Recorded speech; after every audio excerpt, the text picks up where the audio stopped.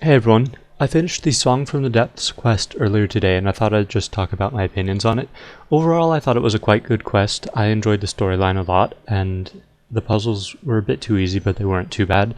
And it was interesting to see the raptor in action for the first time, so that was pretty cool.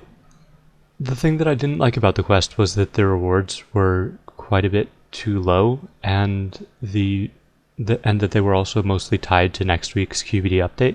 I think it would have been a lot better if they'd released the quest and the QBD in one update, because overall the quest and exploring all of the additional content after it only took about 45 minutes. I've got all of that in a live stream. You can check the link to that in the description. And so yeah, that was, I think that could have been they could have put those together so the rewards would all have come out at the same time. That would have been nice. But overall, I thought the quest was fun and it was good. I also really liked the graphics during the quest. They looked very good.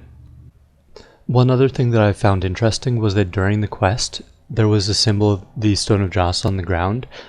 It was where you were putting the burnt sapling into different plant pots if you've done the quest.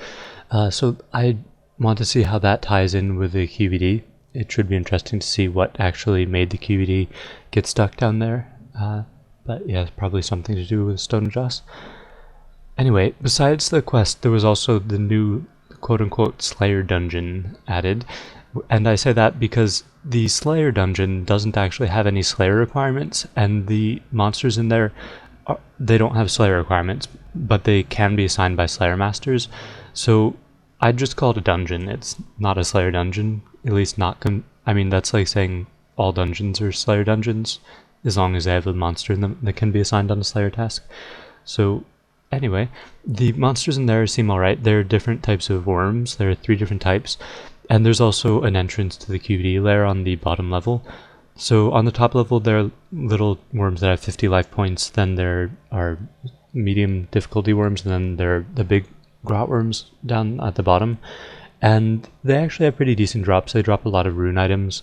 And next week, this also ties in with how they should release both updates at once, but next week they're adding a lot more drops to all of them so that you'll be able to upgrade the coral crossbow that is pretty much useless at the moment, and to get other decent drops. So yeah, looking forward to the QED update to finish up this one, but overall this update was pretty good, I thought. Fun stuff. Although, yeah, it was over a bit too quickly. But yeah, if you want to see the live stream footage of that, the link is in the description, and also put it on the screen here.